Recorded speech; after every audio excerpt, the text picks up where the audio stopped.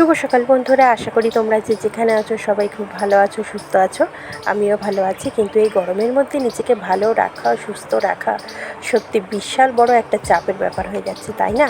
যে হারে প্রতিদিন তাপমাত্রা বাড়ছে, জানি না আগামী দিনে আরও কত তাপমাত্রা বাড়বে। তো চলো, পুকুর পাড়টা সকালবেলায় বেশ ভালো লাগছিলো, তার সঙ্গে ডাকছিল একটা কাঠবিড়ালি, কিছু পাখি। দেখো, তোমাদের সঙ্গে শেয়ার করবো দেখে কাঠবিড়ালিটাকে ঠিক খুঁজে বার করেছি। ওই যে গাছের ডালের মধ্যে শুয়ে পড়ে কি সুন্দর ডাকছে।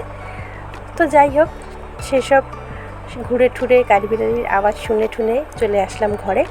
এসে স্নান করে রান্না বসিয়ে দিলাম। ওদিকে বসিয়ে দিয়েছি ভাত, আর এদিকে বসিয়ে দিলাম রসুন সম্বাদ দিয়ে কলমি শাক ভাজা। আর কলমি শাকটা গরমকালে খাওয়া অত্যন্ত উপকারী, যদি পাতে প্রতিদিনই থাকে তাহলে খুবই ভালো হয়। কেননা কলমি শাক পেট ভীষণভাবে ঠান্ডা রাখে, আর এই গরমে আমরা পেট ঠান্ডা করতে সবাই ভালোবাসি। তো সেই কারণেই অল্প খরচে ভালোই পেট ঠান্ডা করার জিনিস কিন্তু কলমি শাক।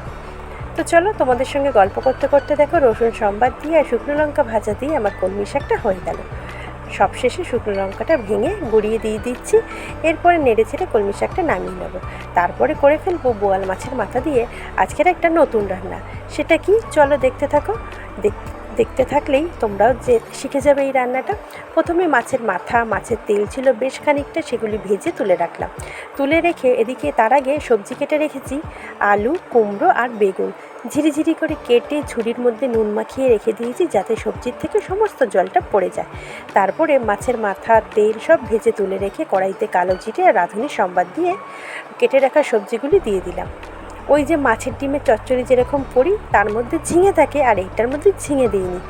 এটাতে ঝিঙে দিলে খেতে ভালো লাগে না, তো সেই কারণেই এবারে সবজিটা দিয়ে একটু নেড়ে চেড়ে নিয়ে পরিমাণ মতন লঙ্কার গুঁড়ো, হলুদ গুঁড়ো দিয়ে, আর আগে থেকে যেহেতু নুনটা মাখিয়ে রেখেছিলাম ওই জন্য লবণটা দিলাম না, ভালো করে নেড়ে চেড়ে নিচ্ছি। এবার কিছুটা সবজিটা মজে আসলে পরে ভেজে রাখা মাছের মাথাটা অবশ্য ভেঙে গুঁড়ো করে দেবো, মানে খুব গুঁড়ো না, টুকরো টুকরো করে কেটে আর কি।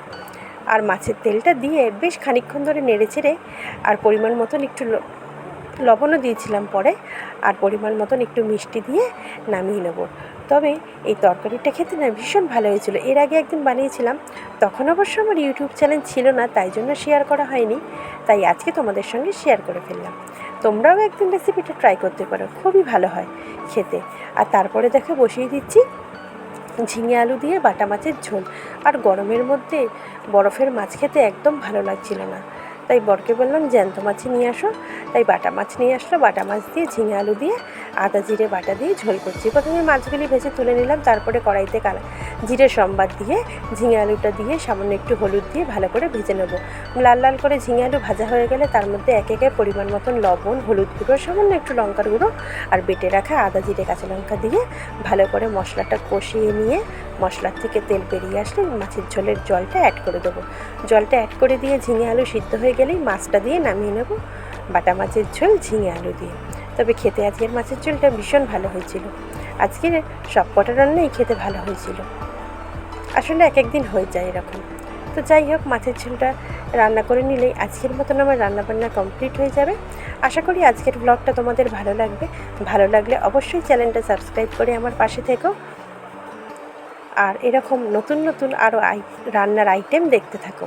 তার জন্য কিন্তু কী করতে হবে, প্রিয়াঙ্কা ভৌমিক ব্লগ চ্যানেলটা অবশ্যই সাবস্ক্রাইব করতে হবে। যারা এখনও করোনি তারা তাড়াতাড়ি সাবস্ক্রাইব করে ফেলো, আর সাবস্ক্রাইব করে আমার পাশে থেকে যাও।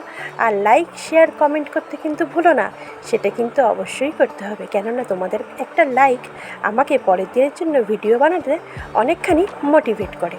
তো চলো, এতক্ষণ ধরে আমার সঙ্গে থাকার জন্য আমার সকল বন্ধুদেরকে অসংখ্য ধন্যবাদ জানালাম। সবাই খুব ভালো থেকো, সুস্থ থেকো, সাবধানে থেকো। টাটা, আজ তবে রাখি, জানাই শুভরাত্রি।